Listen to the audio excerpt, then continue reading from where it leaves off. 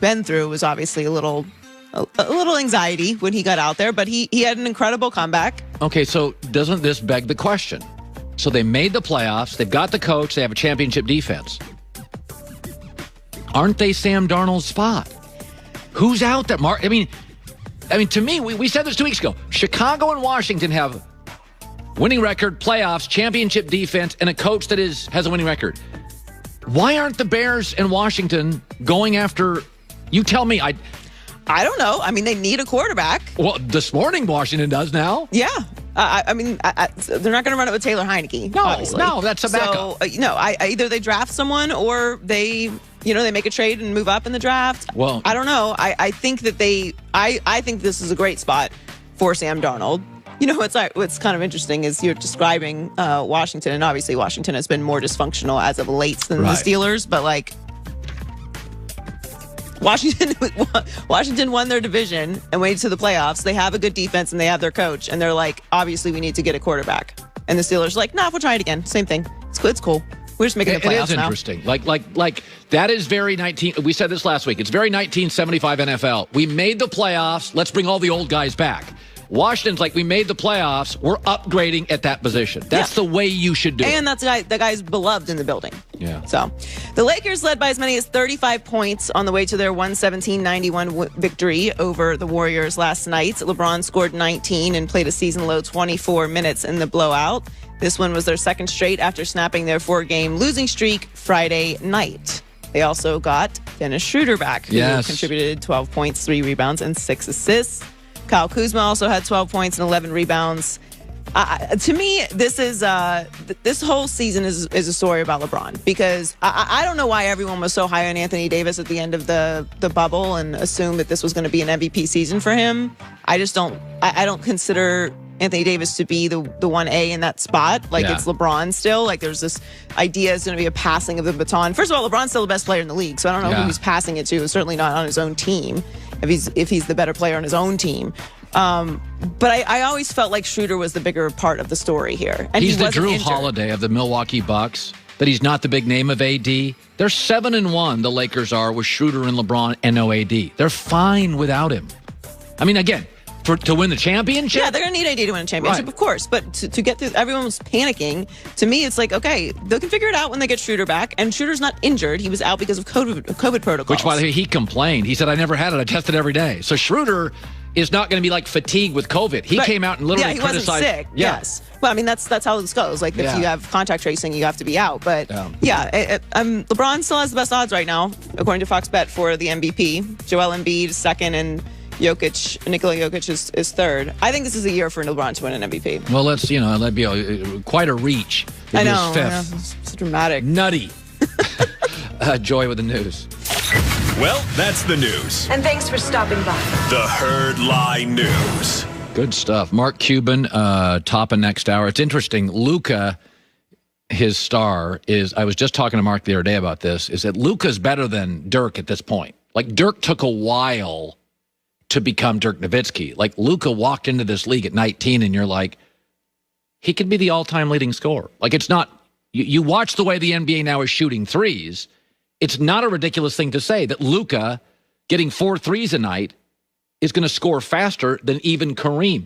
I mean, Karl Malone ended up third all-time. We never, out of Louisiana Tech, thought Karl Malone would be it. When you start playing and scoring 25 a night at 19 years old, you're going to end up on that tote board at the very top. So Mark Cuban's got himself a star. The question is, who's he going to get alongside him? Because Dallas has strangely struggled, I don't know why, in the free agent market in the NBA. You'd think Cuban, the marketer, would be able to land these guys, and for some reason they haven't. I'm going to ask him about it top next hour.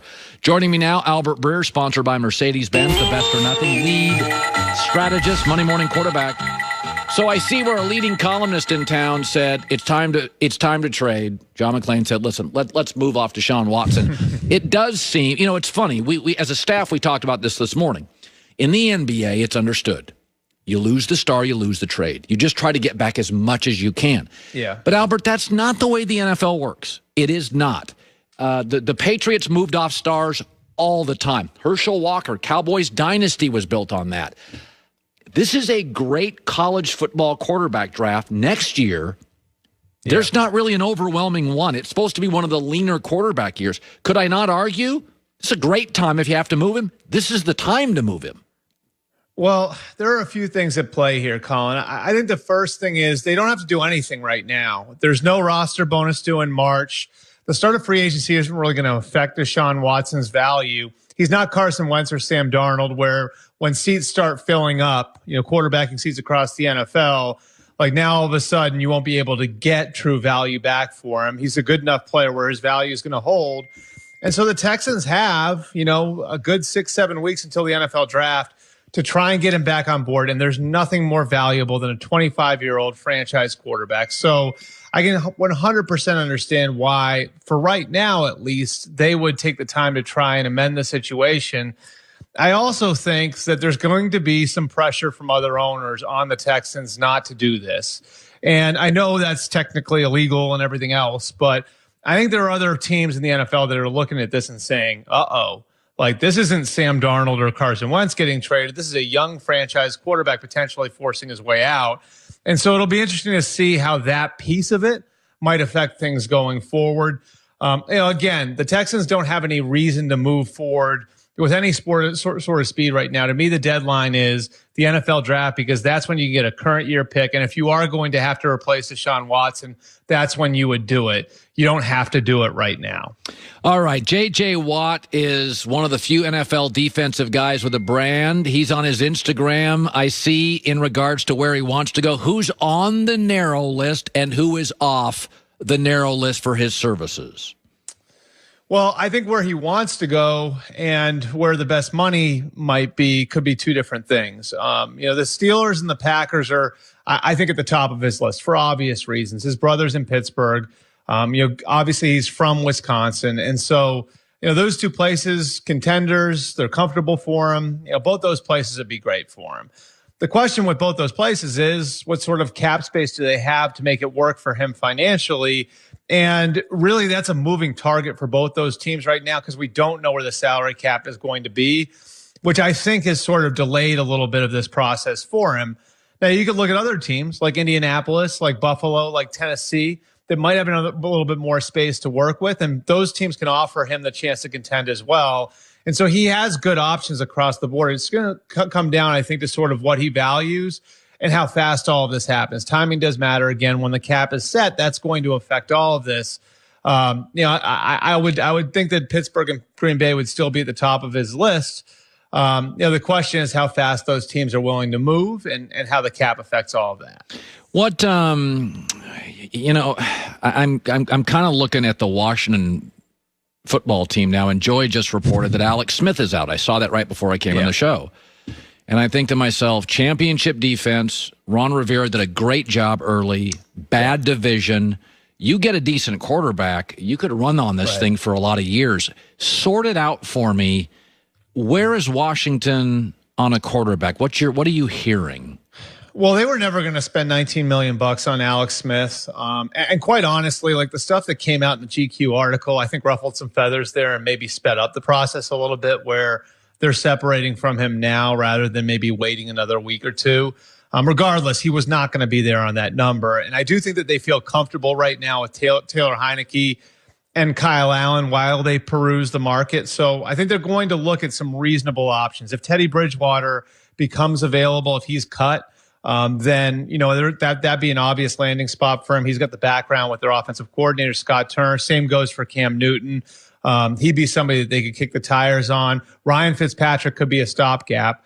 But I'm telling you, Colin, this is a team that is going to be looking at taking a big swing as well. So while they look at some of those options, they're also going to want to kind of keep the flexibility in place where if they can take a big swing at a Deshaun Watson, they've got the capital to go and do it. We saw them take a big swing at Matthew Stafford. Their offer to Detroit for Matthew Stafford was a first round and a third round pick. They are willing to take that sort of big swing on a quarterback, but it's going to have to be a truly elite guy. They viewed Stafford as a truly elite guy. Maybe there's somebody they see in that way in the draft. They haven't gone through that process quite yet. maybe that guy's Deshaun Watson. But I think a big piece of what they're doing at the quarterback position is going to be maintaining flexibility, so when that opportunity comes along, they can take their swing. All right. What are your sources saying, Albert Breer joining us, on Russell Wilson over the last 2 weeks, just laying it out there and going public and being hyper aggressive? What are your people saying on that? You know, Colin, I think if you asked me a week ago, I would have been like 80-20. He stays in Seattle. I mean, now I'm maybe closer to like 60-40, 55-45. I think the Seahawks are a little sick of the drama, to be quite honest with you. And it just feels that way to me right now. Like, they're sick of dealing with this year in and year out and having to hear about these things, through the media.